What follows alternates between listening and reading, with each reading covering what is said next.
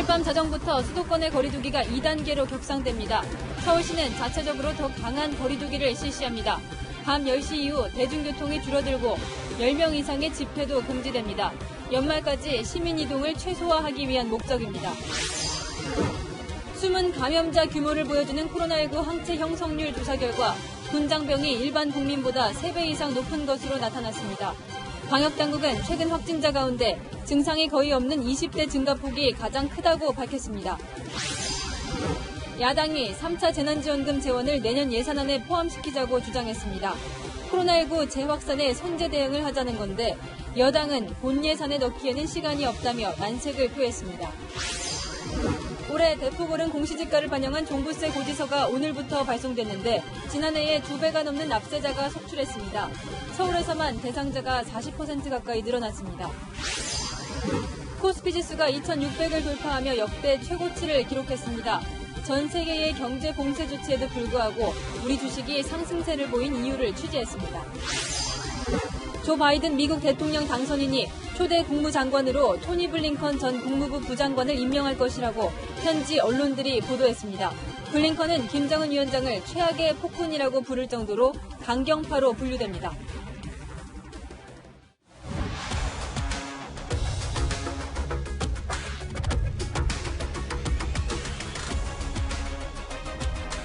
뉴스의 동정민입니다. 갑자기 추워진 날씨 탓도 있지만 심각해지는 코로나19 상황에 마음은 더 추운 초겨울입니다.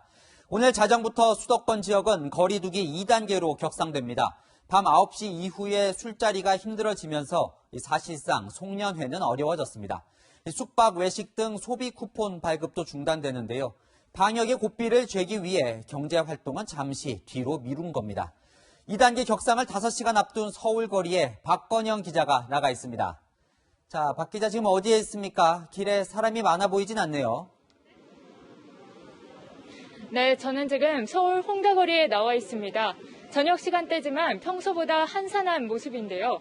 이 5시간 뒤인 자정부터는 수도권에서 사회적 거리두기 2단계가 시행됩니다. 이 2단계를 시행하게 되면요, 내일부터는 식당 내부에서 밤 9시 이후에 취식이 불가능해지고요, 포장이나 배달만 가능해집니다. 그러다 보니 이 연말 특수를 노린 상인분들 시름이 점점 더 깊어지고 있는데요. 이 상인분들의 목소리 직접 얘기 들어보겠습니다. 안녕하세요. 안녕하세요. 네, 사회적 거리두기 2단계 시행하게 되면 가장 우려되시는 점이 어떤 점인가요? 일단 영업을 9시까지밖에 못 하니까 저희가 이제 한 달에 고정적으로 나가는 지출이나 인건비 이런 것도 있는데 장사를 못 하니까 그런 부분에서 운영이 어려운 점이 좀 많이 있습니다.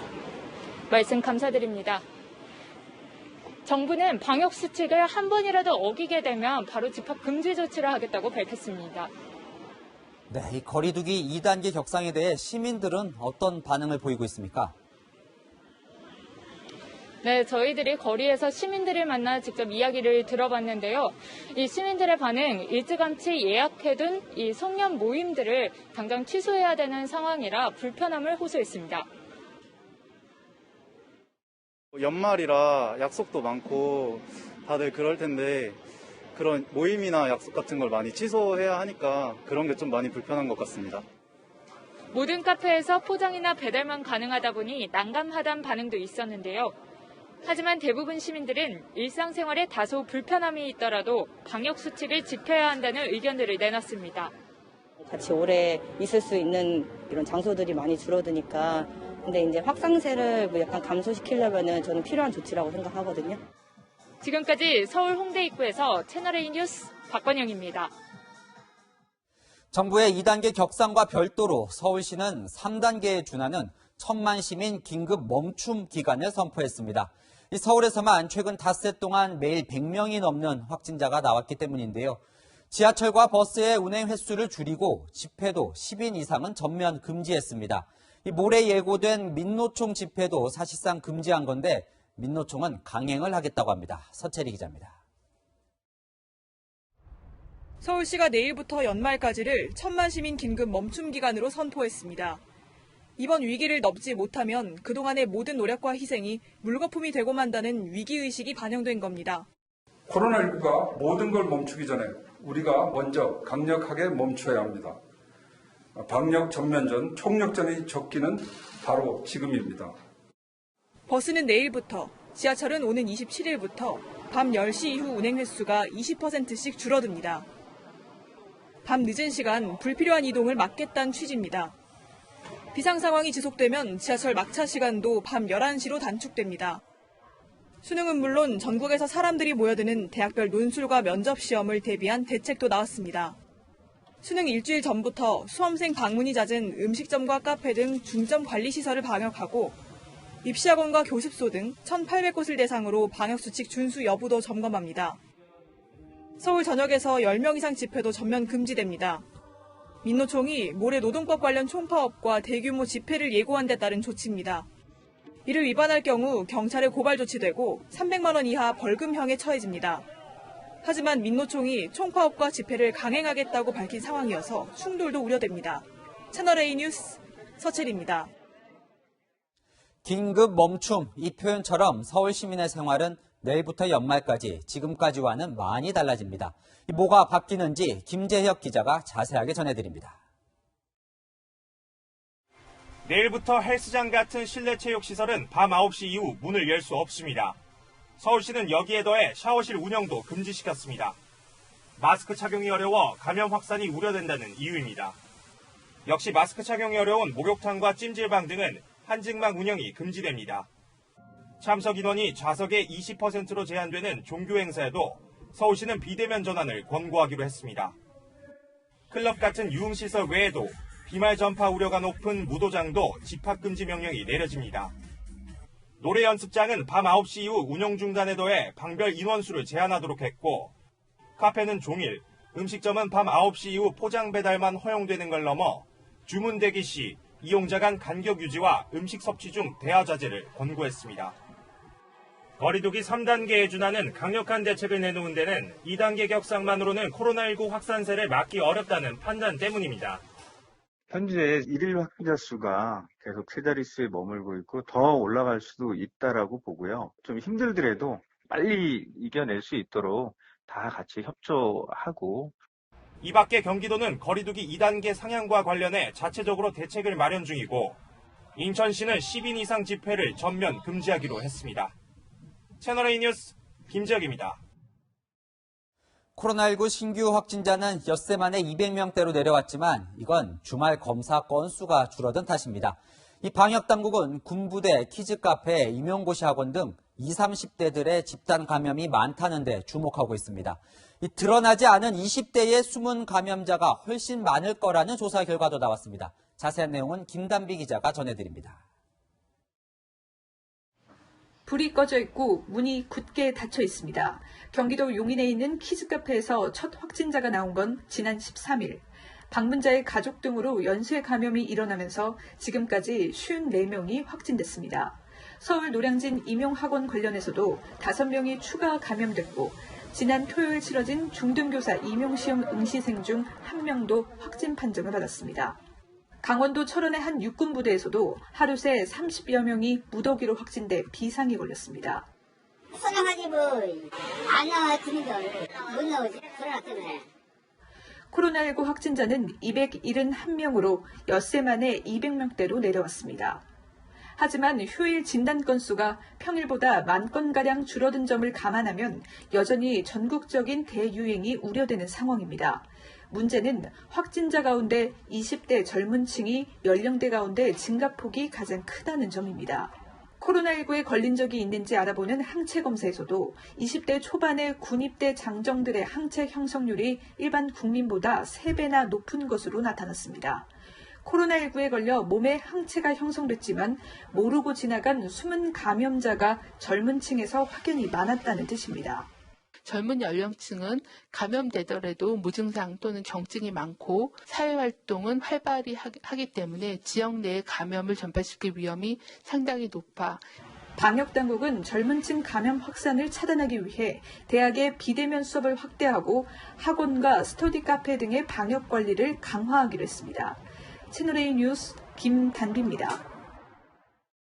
내일부터 오후 9시 이후에는 식당을 이용할 수가 없지요. 사실상 송년회가 어려워졌다고 말씀드렸는데 사각지대가 있었습니다. 이 파티룸은 연말까지 만석이라고 합니다. 어디는 되고 어디는 안 되고. 남영주 기자가 취재했습니다. 서울의 한 파티룸. 화려한 파티 사진과 영상들을 올려놓고 수십 명이 한꺼번에 즐길 수 있다고 광고합니다.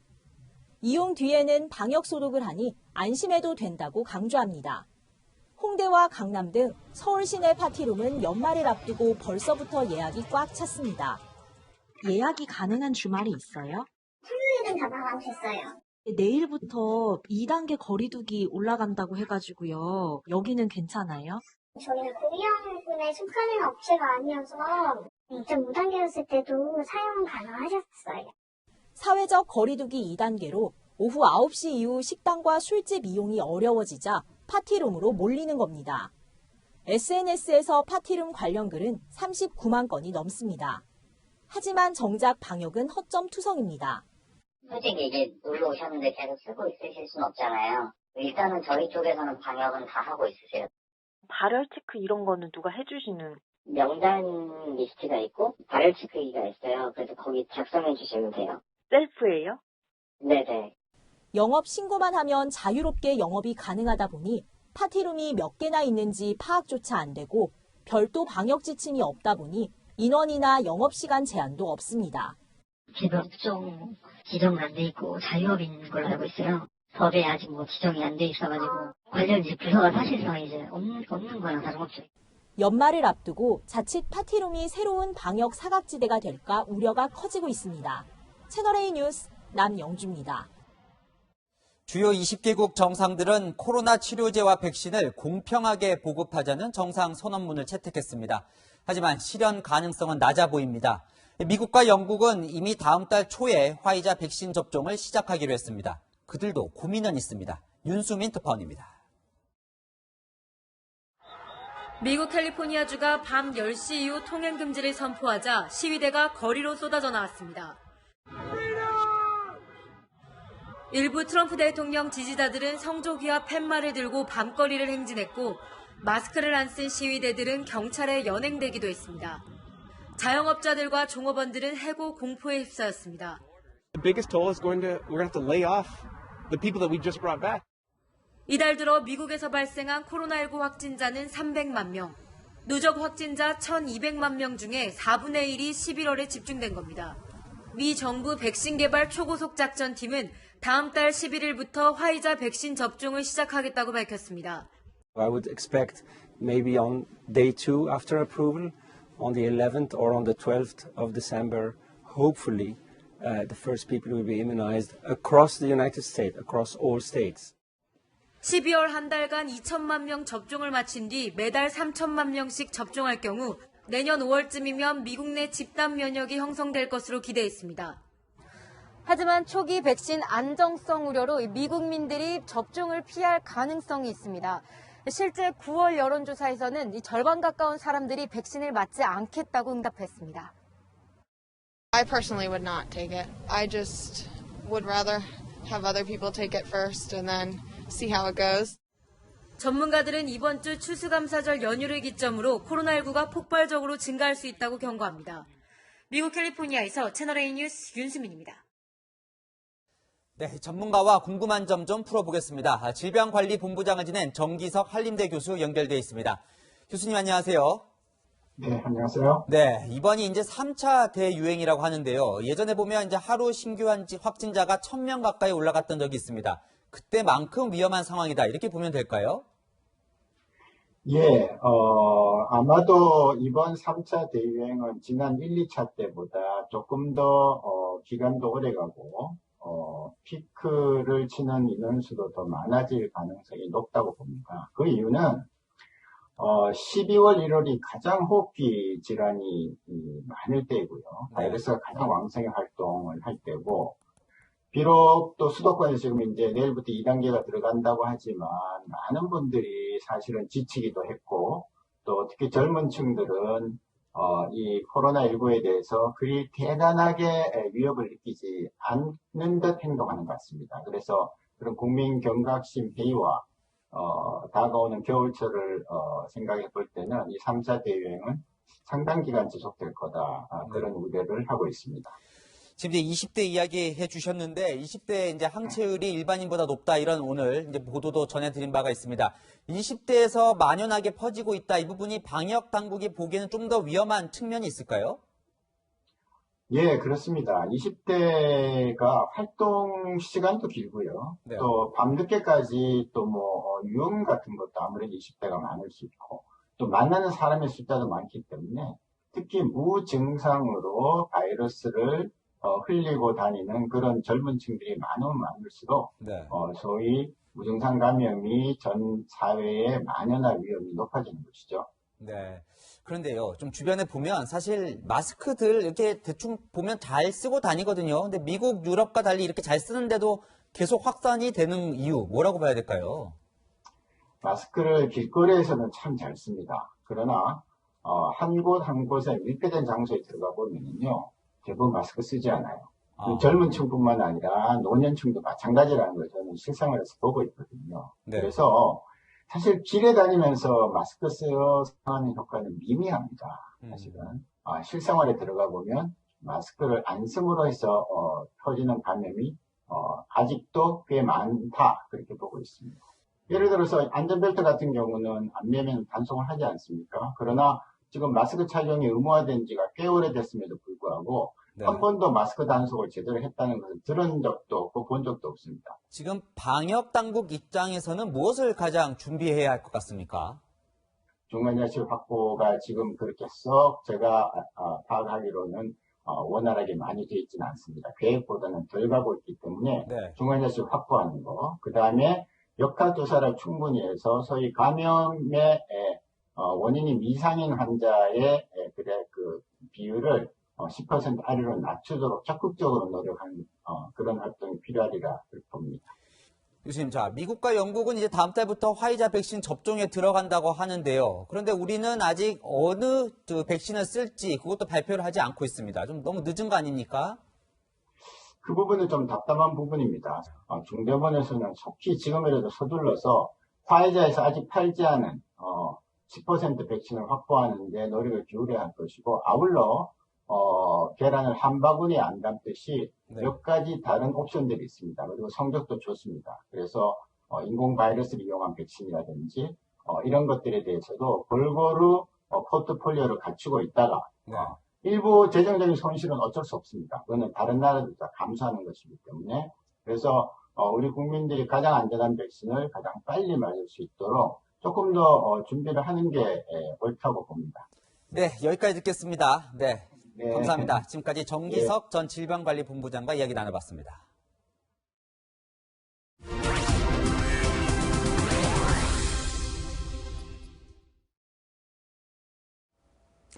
벼락부자가 아니라 벼락거지라는 말 들어보셨습니까? 집값 떨어진다는 정부 말만 믿고 무주택자로 기다렸는데 집값에 전셋값까지 뛰어서 이도저도 할 수 없게 된 사람들을 일컫는 신조어입니다. 그런데 오늘은 집값이 오른 집주인들 중에도 벼락을 맞은 듯 눈앞이 깜깜해졌다는 분들이 많았습니다. 정부가 오늘부터 종합부동산세 고지서를 발송했죠. 작년에 2배나 뛰었다. 월급을 다 토해내야 한다는 하소연들이 나옵니다. 집값 상승에 공시가 조정이 겹치면서 종부세 대상자가 확 늘었습니다. 박지혜 기자입니다. 서울 반포동 소재 아파트에서 부모님과 함께 거주하는 40대 남성은 종합부동산세 고지서를 확인하고 충격을 받았습니다. 종부세가 크게 오르면서 대산세와 종부세를 합한 보유세가 지난해 1,000만 원가량에서 올해 2배로 뛰었기 때문입니다. 이제 아버지가 은퇴를 하시고 연금으로 생활을 하고 있는데 30년, 40년 산 내내 집에서 이제 쫓겨나는 걸 나가라, 시골로 가라 이거죠. 서울 서초구 소재 84제곱미터 아파트 보유자의 경우 종부세는 지난해 191만 원에서 올해 349만 원으로 늘어났습니다. 서울 마포구에 있는 이 아파트는 전용 면적 84제곱미터가 공시가격 9억 4,500만 원으로 올해 첫 종부세 대상에 포함됐고 다른 강북 일부 지역에서도 종부세 대상자가 추가됐습니다. 종부세는 매년 6월 1일 기준으로 공시가격 6억 원, 1주택자의 경우 9억 원 초과분에 부과됩니다.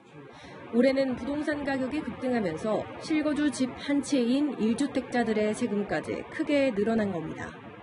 서울 동작구의 경우 최근 5년간 9억 원 이상 주택수가 126배 증가하는 등 올해 서울 공동주택 가운데 공시가격 9억 원 이상 주택은 10%가 넘습니다. 지금 다 10억 넘어가요. 되는 물건도 별로 없거니와 10억 5천, 7천 뭐 그렇게 나와요. 좋은 거는 11억도 나오고요. 지난해 약 59만 명이던 전국 종부세 대상자는 올해는 70에서 80만 명에 육박할 것으로 보입니다. 정부 방침대로 5년 후 공시가격이 시세의 90%까지 현실화될 경우 종부세 납세 대상자와 금액은 매년 더 커질 수밖에 없습니다. 채널A 뉴스 박지입니다. 종부세 강화 등 집값 잡으려는 정부의 각종 대책에도 불구하고 서울의 아파트 거래는 다시 활발해지고 있습니다. 특히 노원, 강북 같은 서울 외곽 지역 아파트 거래가 많은데 전세난에 지친 사람들이 중저가 아파트를 사들인다는 분석입니다. 속수무책으로 정부 대책을 믿기보다는 무리해서라도 내 집 마련하겠다는 사람들이 많다는 거겠죠. 홍유라 기자입니다. 올해 1월 전용 면적 84제곱미터 전셋값이 7억 원이던 아파트입니다. 그런데 지난 1일엔 8억 8천만 원의 세입자를 찾았습니다. 10달 만에 2억 원 가까이 오른 겁니다. 노원구에 있는 비슷한 크기의 아파트. 지난달 6억 9천만 원에 팔렸습니다. 신고가 거래입니다. 이후 호가는 7억 원 중반까지 올랐습니다. 매수 문의는 줄어들지 않습니다. 살려고 드는 사람은 많아요. 전세 얻을 분이 차라리 그냥 이참에 사야겠다 이런 생각들을 많이 갖고 계셔요. 전세 난에 지친 서민들이 중저가 아파트 매매로 돌아서는 분위기인 겁니다. 실제 지난달 노원구와 도봉구 아파트 거래량은 한 달 새 50건 넘게 증가했고 강북구와 중랑구도 30건 넘게 늘었습니다. 서울 전체 아파트 거래량도 4,021건을 기록하며 4달 만에 반등했습니다. 거래량은 집값의 선행지표로 거래 건수가 늘어나면 가격도 오르는 경우가 많습니다. 거래량이 늘게 되면 팔려고 했던 수요자들이 기대감이 크기 때문에 시세보다는 좀 더 이제 가격을 더 높여서 호가를 높이는 그런 역할을 하기 때문에 이런 가운데 국민의 절반 정도는 전세 대책에 효과가 없을 것으로 생각한다는 여론조사 결과도 나왔습니다. 정부가 고민 끝에 내놓은 전세 대책에도 불구하고 전세난으로 인한 패닉 바잉은 줄어들지 않을 걸로 보입니다. 채널A 뉴스 홍유라입니다. 주식시장도 들썩입니다. 코스피 시장이 사상 최고가를 기록했습니다. 얼마 전까지는 국내 개미 투자자들이 주가 상승을 이끌었지만 외국인 투자자들이 다시 돌아오고 있습니다. 이상현 기자입니다. 코스피가 전날보다 49포인트, 1.92% 오른 2602.59의 거래를 마치며 종가 기준 사상 최고치를 기록했습니다. 지난 2018년 1월 종가 2598.19를 기록한 지 2년 10개월 만입니다. 코스닥 지수는 전거래일 대비 0.36% 상승한 873.29로 장을 마쳤습니다. 코스피는 시가총액 상위 50개 주 가운데 5개를 제외한 나머지 종목이 모두 올랐습니다. 반도체 수출 실적이 개선된 삼성전자와 SK하이닉스, 2차 전지 제조사인 LG화학 등 대형주들이 강세를 보였습니다. 외국인이 1조 원에 가까운 9,886억 원어치를 순매수하며 주가 상승을 이끌었습니다. 미국 대통령 선거 결과가 바이든 당선인으로 결정된 이후로 해외 자본이 아시아 증시로 몰리고 있는 겁니다. 달러가 약세로 돌아선 데다 글로벌 경기가 회복될 거라는 기대 심리가 시장을 움직였습니다. 여기에 미 FDA가 리제네론사의 코로나19 항체 치료제를 긴급 승인했고 화이자 백신도 긴급 승인을 기다리고 있는 등 코로나19로 인한 위기 상황이 개선될 거라는 기대감도 작용한 걸로 분석됩니다. 코로나19 백신 개발 기대감과 2021년도 글로벌 경기 개선 기대감 등이 동아시아에 있는 외국인 자금 유입이 이뤄지고 있는 가장 큰 배경으로 작용하고 있습니다. 원달러 환율은 전거래일보다 3.9원 하락한 1110.4원에 거래를 마치며 원화 강세 기조를 이어갔습니다. 채널A 뉴스 이상현입니다. 문제는 일자리입니다. 코로나 경제 불황이 청년들에게 막막한 채용 절벽으로 닥쳤습니다. 그러다 보니 청년 구직자들이 각종 단기 아르바이트로 몰리고 있는데 병원이나 제약사에서 진행하는 임상 시험이 인기입니다. 권솔 기자의 현장 카메라 시작합니다. 아르바이트 구인구직 사이트입니다. 쉽고 편한 단기 아르바이트라며 임상실험 참가자를 모집하는 글이 빽빽한데요. 누가 어떤 이유로 지원하는지 현장으로 갑니다.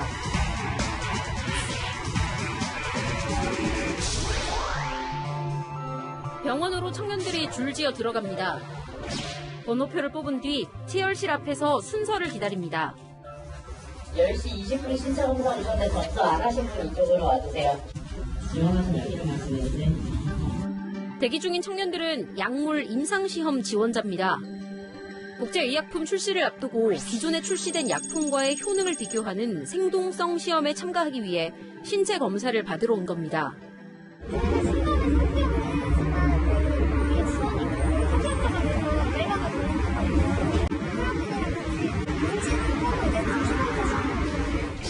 하루 이틀 정도 병원에 입원해 약을 복용하고 각종 검사를 거치면 돈을 받습니다.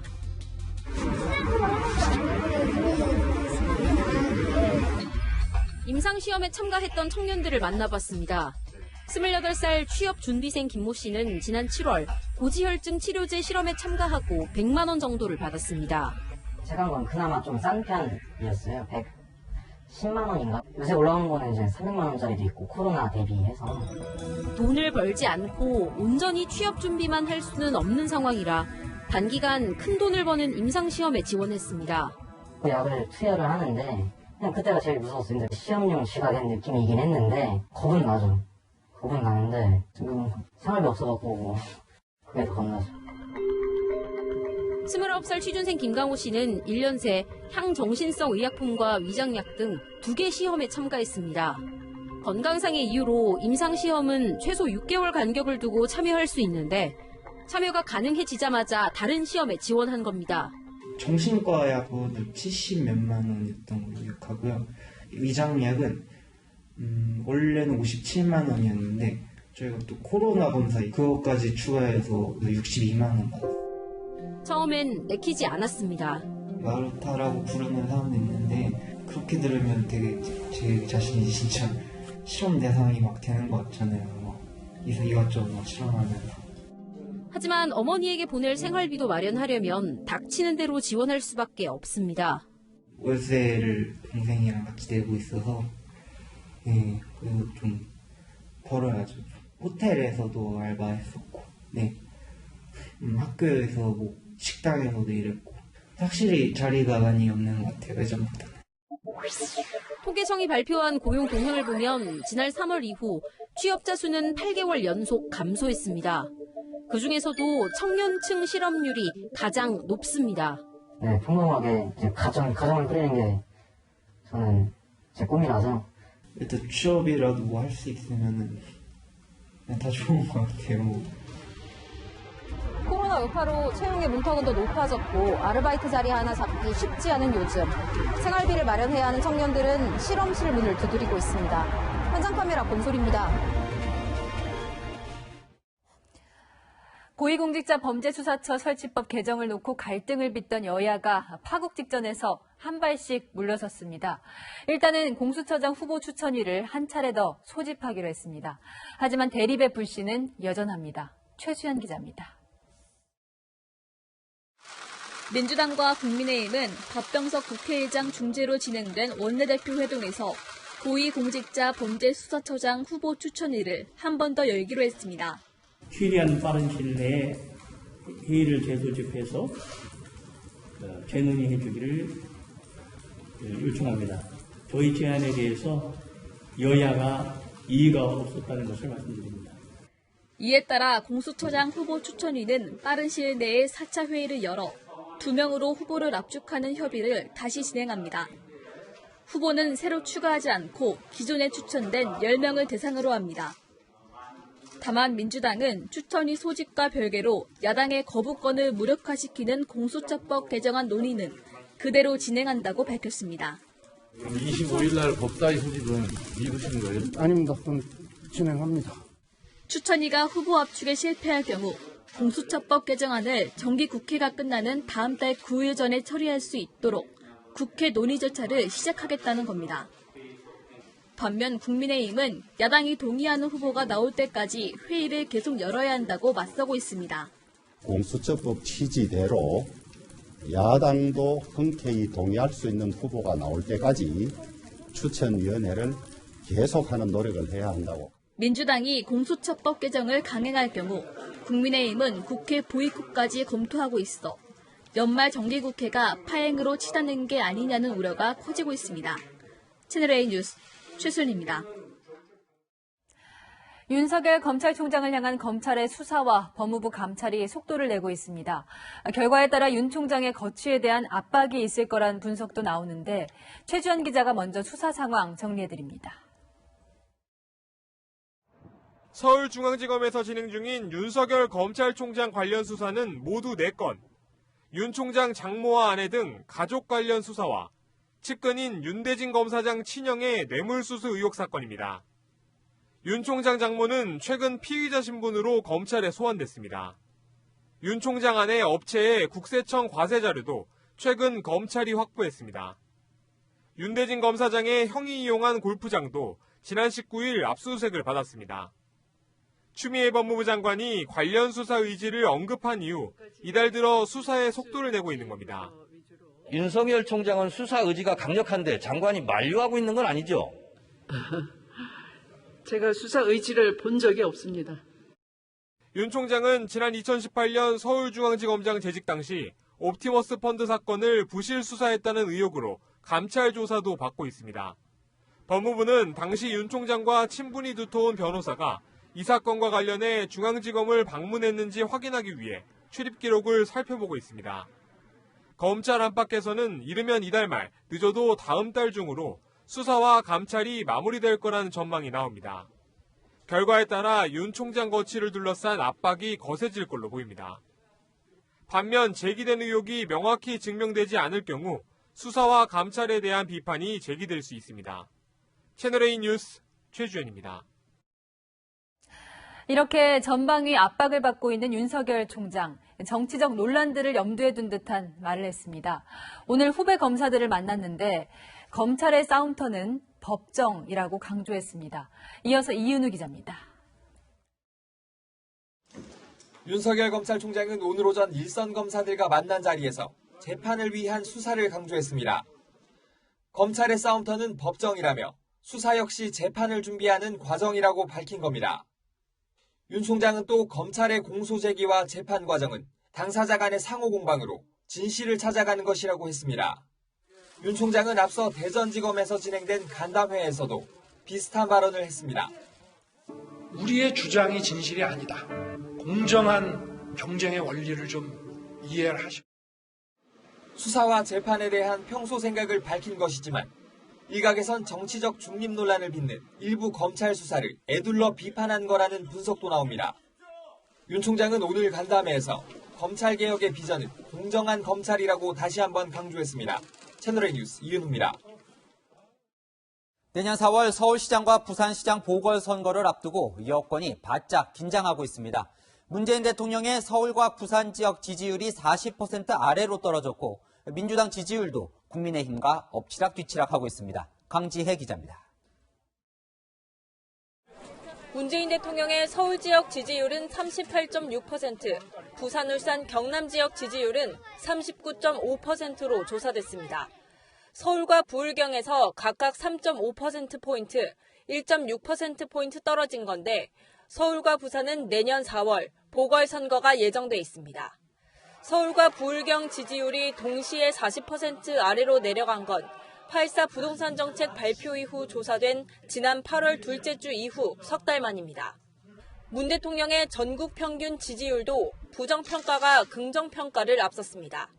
부정평가 53%, 긍정평가 42.7%로 집계됐는데 문 대통령 지지율이 부정평가보다 10%포인트 이상 낮은 건 지난해 10월 조국 사태 이후 13개월 만입니다.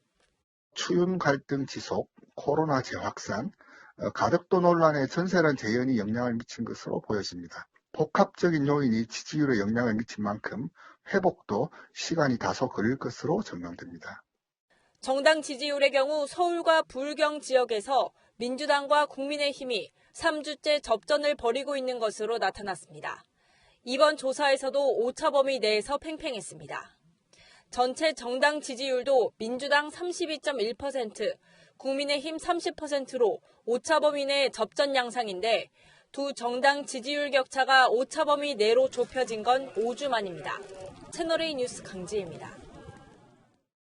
국회에서는 내년도 예산안 심의가 한창인데 3차 재난지원금을 예산에 넣어야 한다는 주장이 나왔습니다. 그런데 이 주장을 한 쪽이 여당이 아니라 야당 국민의힘입니다. 여당은 오히려 난색을 표했고 청와대는 말을 아꼈습니다. 김윤수 기자입니다.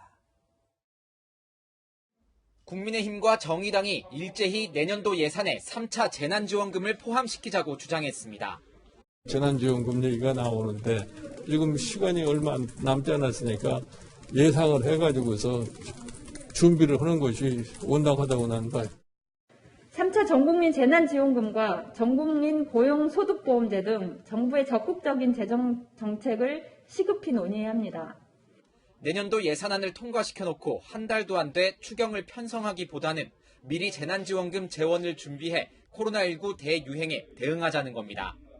국민의힘 관계자는 뉴딜 정책같이 허울 좋은 사업에 예산을 투입하는 대신 자영업자와 소상공인을 실질적으로 도울 수 있도록 예산 편성을 재검토해야 한다고 주장했습니다.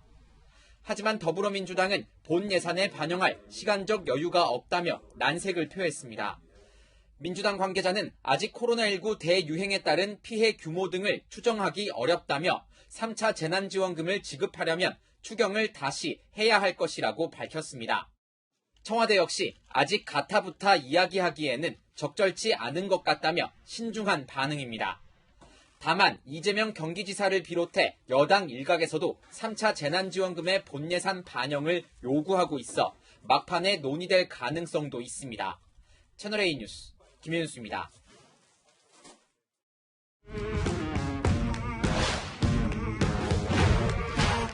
네, 여랑야랑 정치부 이동훈 기자와 함께합니다. 첫 번째 주제 보여주시죠. 네.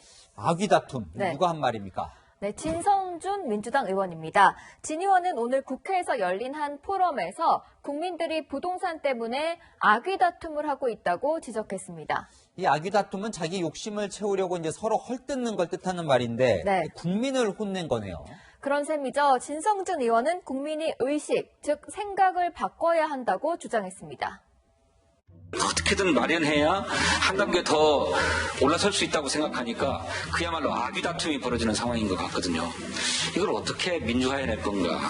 의식도 바꿔야 되고. 진선미 의원은 아파트 환상을 벌이라고 하더니 여당은 국민 의식이 문제라고 보는 것 같네요. 네. 그리고 보통 집 근처에 지하철역이 들어서면 집값이 올라가잖아요. 이것도 문제라는 말이 나왔습니다. 의원들과 이제 국토부가 고생을 많이 해서 지하철을 새로 쫙 깔면 수조 원의 돈이 드는데 그러면 그 동네 집값이 올라갑니다. 우리 사회가 어디까지 그것을 사적 소유까지를 인정해 주는 게 옳으냐. 의원들이 선거 때 표 많이 받으려고 지역구에 지하철 유치하려는 노력은 알겠는데요. 그 돈 다 국민 세금입니다. 임대주택에 대해서도 또 말이 나왔다면서요. 네, 오늘은 돈이 없어 임대주택 못 짓겠다는 기획재정부를 향해서 질척거리는 것들이라고 비난했습니다. 기재부는 돈 없어서 못하겠다. 정말 깜짝 놀랐습니다. 질척거리고 또는 후퇴하려고 하는 그런 것들이 있다면 우리가 바로 잡아야 된다. 네, 참고로 민주당 의원의 약 90%는 아파트를 소유하거나 아파트를 임차해 살고 있는 것으로 나타났습니다. 네, 다음 주제 보겠습니다. 네. 기자회견 좀 해주세요. 네. 그러고 보니까 이 문재인 대통령 기자회견 본 지가 꽤 오래된 것 같습니다. 네, 기자회견을 지금까지 총 6번 했는데요. 마지막 기자회견이 올해 초 신년 기자회견이었습니다. 이 앞서 전해드린 부동산 정책부터 해서 궁금한 게 참 많은데요. 네, 김기현 국민의힘 의원은 제발 기자회견 좀 해달라면서 대통령이 선택적 침묵에 빠졌다고 비판했습니다. 역대 대통령을 보면요. 직접 브리핑과 기자회견을 합친 횟수가 김대중 노무현 대통령 150회, 이명박 대통령 20회, 박근혜 대통령 5회였습니다. 아직 임기가 남긴 했지만 이 취임 초보다도 더 소통을 좀 안 하는 것 같아요. 네, 지금과 다른 모습을 영상으로 준비했습니다. 중요한 내용은 대통령이 직접 말씀드리도록 하겠습니다. 혹시 질문 있으십니까? 대통령이 직접 질문을 받아주실 건지요? 예. 지금은 왜 잘 안 하는 걸까요? 네, 검찰총장과 법무부 장관의 대립, 가덕도 신공항 등 민감한 이슈가 많긴 합니다. 특히 논란이 많은 부동산 정책에 대한 질문이 나올 수밖에 없는데요. 문 대통령은 딱 1년 전 이런 약속을 했습니다. 부동산 문제는 우리 정부에서는 자신 있다고 장담하고 싶습니다. 대부분의 기간 동안 지금 부동산 가격을 잡아왔고요. 지금 기자회견을 한다면 지금도 자신이 있다고 장담하느냐 이런 질문이 또 나오겠죠. 네, 불편한 질문이 나올 수밖에 없는 상황인데요. 대통령은 조금 불편하겠지만 국민은 대통령의 말을 듣고 싶어 하지 않을까요? 오늘의 열왕야랑은 다시 소통으로 정해봤습니다. 그래도 국민 목소리를 직접 듣다 보면 또 못 찾았던 답이 나올 수도 있지 않을까 그런 기대도 할 수 있지 않을까요? 지금까지 열왕야랑이었습니다.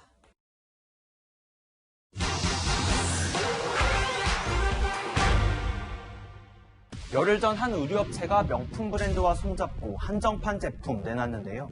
출시 당일 품절될 만큼 인기였습니다. 하지만 얼마 지나지 않아 이 옷들 온라인 중고거래 사이트에서 웃돈까지 얹어 판매됐는데요. 자기가 산 물건 온라인에서 되팔면 세금 안 내도 되는 걸까요? 알아봅니다. 누가 봐도 중고 상태인 물건을 다시 파는 건 물물교환이라 세금 낼 필요가 없다는 게 국세청 판단입니다. 하지만 포장도 뜯지 않은 새 상품을 되판다면 얘기가 달라지는데요. 한두 번 파는 건 세금 낼 필요 없지만 반복적으로 판매했다면 소득세와 부가가치세 내야 합니다. 몇 번 팔아야 세금 납부 대상이 되는지 정확한 기준은 없습니다. 다만 온라인에서 정식으로 물건을 파는 업체의 경우 6개월간 50회 이상 판매하면 통신판매업 신고 대상이 되는데요. 온라인 되팔기 자주 하시는 분들은 이 기준 참고하셔야겠습니다. 물건 되팔고 세금 내지 않은 돈으로 부동산이나 주식을 사면 국세청의 자금 출처 조사까지 받을 수 있는데요. 적발되면 그동안 안 낸 세금 한 번에 내는 건 물론이고 각종 가산금도 물 수 있습니다. 해외에서 물건 들여와 되파는 경우는 어떨까요? 11월은 중국의 광군제, 미국의 블랙 프라이데이처럼 해외 할인 행사가 많아 직접 구매가 활발한 시기죠. 관세법상 해외에서 배송되는 물건은 최대 $200, 우리 돈 22만 원 정도까지 관세 면제됩니다. 하지만 이런 면세 혜택 직접 쓸 물건에만 주어지는데요. 직구 물건 되팔면 관세 폭탈과 밀수에 해당한다는 게 관세청 설명입니다. 직구 되팔기는 해외 유학생들이 용돈벌이를 위해 하는 경우 많은데요. 관세청이 모니터 요원까지 배치해 살펴보는 만큼 주의해야겠습니다. 이 밖에도 궁금한 점은 팩트맨 많은 문의 바랍니다. 바이든 미국 대통령 당선인이 초대 국무장관으로 토니 블링컨을 임명할 것으로 알려졌습니다. 오바마 행정부 당시 전시 상황실에서 오사마 빌라덴 사살 장면을 함께 지켜봤던 인물입니다. 한수아 기자입니다. You're going to see the first of the president-elect's cabinet appointments on Tuesday of this week. Beating, in fact, the pace that was set by the Obama-Biden transition, beating the pace set by the Trump transition. 아직 공식 발표 전이지만 미국 언론들은 토니 블링컨이 바이든 정부 초대 국무장관에 내정됐다고 전했습니다. 블링컨은 오바마 행정부 때 당시 부통령이던 바이든의 전담 안보 보좌관을 지냈고 백악관 국가안보 부보좌관과 국무부 부장관을 지냈습니다. 오사마 빌라덴 사살 작전 당시 백악관 전시 상황실에서 실시간으로 모든 걸 지켜봤던 인물 중 한 명입니다. 블링컨은 북한이 핵포기도 하기 전에 평화조약을 논의하는 건 미국의 오랜 외교 정책에 배치된다고 할 만큼 대북 강경파이기도 합니다. We've had a president who's veered erratically to exchanging what he himself called love letters with one of the world's worst tyrants. We've had 3 empty summits with no preparation with Kim Jong-un. 바이든 행정부의 나머지 외교안보 라인도 방법엔 차이가 있지만 단호한 원칙론자로 채워질 가능성이 큽니다. 현재 백악관 국가안보 보좌관으론 제이크 설리번 전 부통령 안보보좌관이, 국방부 장관에는 미셸 플러노이 전 국방부 차관이 거론되고 있습니다. 플라노이가 입각하게 되면 미국 역사상 최초의 여성 국방장관으로 또 한 번 유리천장을 깨는 사례가 될 전망입니다. 바이든 인수위 측은 초대 내각의 특징을 전문성과 다양성이라고 강조하고 있습니다. 채널A 뉴스 한서입니다. 오늘은 북한이 우리 영토 연평도를 향해 무차별 포격 도발을 하고 우리 국민 4명의 목숨을 앗아간 지 꼭 10년이 되는 날입니다. 유족과 생존 장병, 연평도 주민들에게 당시 기억은 여전히 아물지 않은 상처입니다. 정한희 기자입니다. 2010년 11월 23일 오후 2시 34분. 10년 전 오늘 북한 4군단은 연평도와 인근 해상에 포탄 170여 발을 기습적으로 퍼부었습니다. 평화롭던 마을은 아수라장이 됐고 주민들은 지금도 두려움에 떨고 있습니다. 구멍이 한 2m 정도 구멍이 뻥 뚫리면서 이제 그 천장째, 포탄째 그냥 방으로 떨어졌거든요. 지금 제가 그 자리에 서 있거든요. 바로 1년 전에 있었던 그런 일처럼 굉장히 생생하게 기억되죠. 1시간에 걸친 포격에 민가 19채가 파괴됐고 해병대원 2명이 전사했고 민간인 2명이 숨졌습니다. 부상자도 60명이나 발생했습니다. 입대한 지 석 달도 안 됐지만 누구보다 용감했던 문광욱 일병. 포격 소리에 마지막 휴가를 포기하고 부대로 향했던 서정우 하사. 아들을 가슴에 묻은 어머니는 대한민국을 향해 눈물로 호소했습니다. 당당하게 북한에게 사과해 줄 것을 요구해 주시기를 부탁드립니다. 이것은 군 복무하다가 처참하게 세상을 떠난 두 해병의 영혼에 대해 국가가 해주셔야 될 최소한의 의무이며 하지만 북한은 지금까지 사과는커녕 수시로 서북도서를 위협하고 있습니다. 남선 군부의 해상 사격이 강행되는 경우 5개 섬 수역에 대한 우리 서남 전선군 부대들의 무자비한 응징 보복이 가해질 것이다. 연평도발 10주기 이인영 통일부 장관은 4대 그룹 관계자들을 불러 남북 경협 참여를 사실상 요청했습니다. 채널A 뉴스 정한입니다. 동아미디어그룹 채용 연계형 인턴 가운데 26명이 최종 합격했습니다. 채널A 기자로 권갑구, 김승희, 김호영, 이솔, 전민영 씨, 방송 PD로 강순원, 김수정, 김영진, 임정혁 씨, 드라마 PD로 곽진우 씨, 크리에이티브 디렉터로 김민정, 김상아, 남희진, 한수희 씨가 합격했습니다. 동아일보 기자로는 김수현, 김윤희, 오승준, 유채연, 이기욱, 이상환, 이지윤, 이지윤, 전남혁 씨, 매거진 기자에는 오홍석, 이규열, 이진수 씨가 합격했습니다.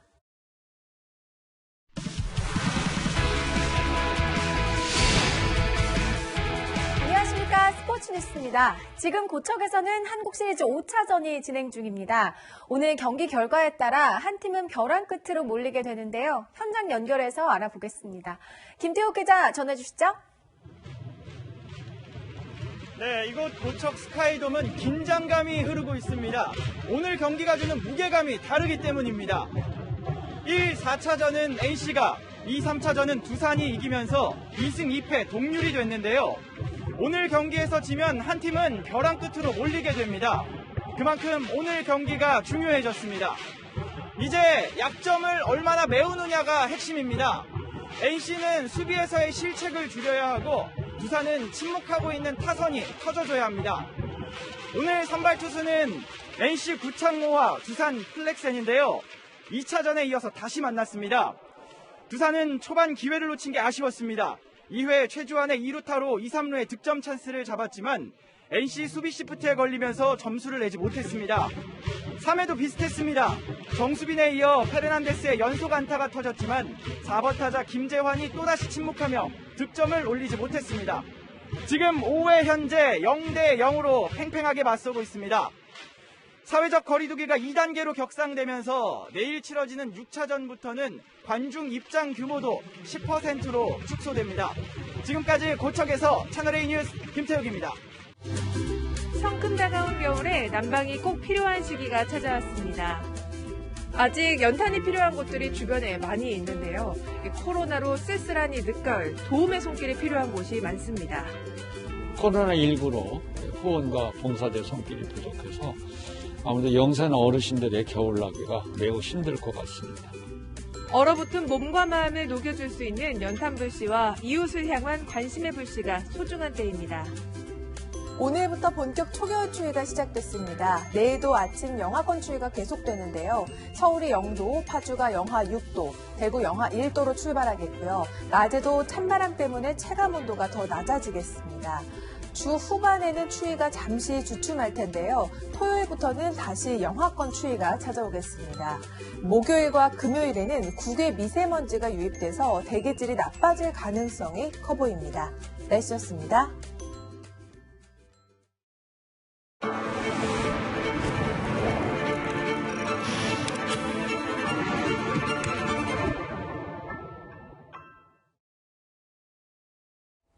코로나로 죽나 배고파서 죽나 똑같다.